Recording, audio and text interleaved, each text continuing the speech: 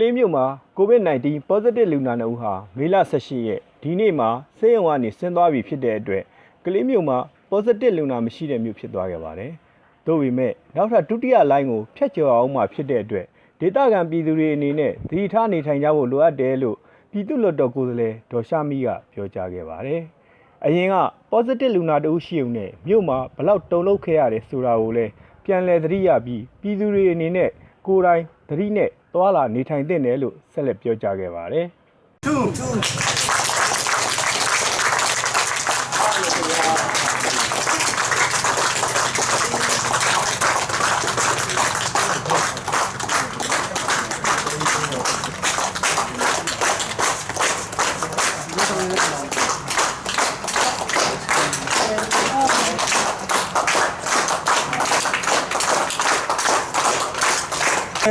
ကျွန်တော်တို့ကလေးမျိုးမှာ positive လူနာ6ယောက်ရှိတာပေါ့နော်6ဦးရှိတယ်4ဦးကတော့ဆေးရုံကဆင်းဝင်ရပြီးပြီဒီ2ဦးနောက်ဆုံးလက်ကျန်ပေါ့နော်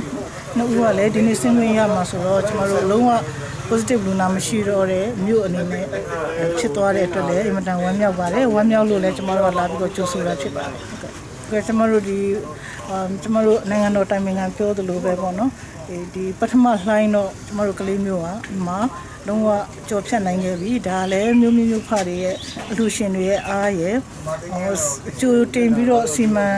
ခန့်ခွဲနိုင်ခဲ့လို့လဲဒီ positive လူနာ case မှမဖြစ်ခင်ကတည်းကကျွန်တော်တို့ကလေးမျိုးမှာဖေဖော်ဝါရီ18ရက်နေ့မှာမျိုးဖားနဲ့အုပ်ချုပ်ရေးပိုင်းနဲ့ဆွေးနွေးကြရင်းနဲ့ကြိုတင်ပြင်ဆင်မှုတွေအများကြီးလုပ်ခဲ့နိုင်တယ်လုပ်ခဲ့တော့ကျွန်တော်တို့က quarantine center တွေလည်းတောက်လျှောက်ဖွင့်ခဲ့တယ်အဲဆိုဒီ COVID-19 ကိုတော်တော်လေးထိန်းချုပ်နိုင်တဲ့အနေအထားမှာရှိတယ်လို့ဆိုလို့ရတာပေါ့လေပြီးတော့ဒီလိုကင်းစင်သွားတဲ့အချိန်မှာကျွန်တော်တို့ပြည်သူလူထုအနေနဲ့လုံးဝသတိထားမယ့်ချက်ရှိပါတယ်။ဘာလို့ဆိုတော့အခုဒုတိယလှိုင်းအနေနဲ့နိုင်ငံခြားကနေပြန်လာမဲ့သူတွေမလေးရှားတို့စင်ကာပူတို့ကနေပြန်လာတဲ့သူတွေမှာပိုးတွေ့လူနာတွေရှိလာတယ်။အဲ့ဒါကလေးမျိုးကိုလည်းမရောက်လာနိုင်ဘူးလို့ကျွန်တော်တို့ပြောလို့မရတဲ့အတွက်ဒီ mask နေပါခက်ခေါက်ခွာနေပါဆိုတော့ဝန်ကြီးဌာနရဲ့လမ်းညွှန်ချက်ကိုတော့တသွေမတိန်ဆက်ပြီးတော့လိုက်နာဖို့အရေးကြီးပါတယ် positive လူနာတယောက်ရှိတာနဲ့မြို့ဘယ်လိုဖြစ်သွားတယ်ဘယ်လောက်တုံ့လောက်ခဲ့ရတယ်ဆိုတာကိုလည်းအားလုံးပြန်ပြီးတော့တတိတရားနဲ့သတိထားစီခြင်းပါတယ်ဟုတ်ကဲ့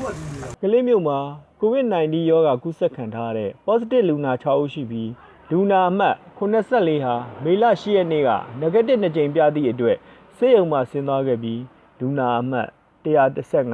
116 119တို့ဟာလည်း negative 2ကြိမ်ပြသည့်အတွက်မေလ15ရက်နေ့ကဆေးရုံမှာဆင်းသွားခဲ့ပါတယ်ဒီနေ့မေလ18ရက်နေ့မှာတော့လူနာအမှတ်88နဲ့လူနာအမှတ်114တို့ဟာလည်းဆေးရုံမှာဆင်းခဲ့ပြီလို့သိရပါတယ်အခုကျမတို့မိသားစုတက်တာလာပြီးနေကောင်းသွားပြီးစိတ်ဝင်စားလာပြီနော်ဆရာမတွေကကောင်းလေးပြုထားတယ်ဆိုတော့လေပြီးတော့မှရှင်တဲ့လူကရှင်တဲ့ဆဝန်စမဒီမှာထားခဲ့တဲ့ပတ်ဆက်ဟိုပါလေအော်ဒီပြီးတော့လက်စီဒီအပြမထွက်နဲ့ဆိုတဲ့ဟာဒီအဲ့ဒါမျိုးတွေအားလုံးမှာထားတဲ့ဟာတွေလိုက်ကြပါလို့မှာရှင်တယ်သူတို့လည်းဆရာမဒီဟိုခိုင်တဲ့ဟာဒီပဲလိုက်ရဆိုလို့စင်ကောင်းမှာပါနော်တက်တာမှာပါတက်တာပြီးမှဆင်းမှာပါနော်ဝန်တာဟိုမြို့ပေါ့နော်တက်တာပြီးမှရှင်းမယ်လို့မြင်အောင်ကျူးစားပြီးမှချူတောင်းပါလို့နော်ကျမလည်းချူတောင်းတယ်မြင်ကျင်းမှာပြီးမှဆင်းမယ်အဲ့ဒါမျိုးပြီးမှချူတောင်းတာ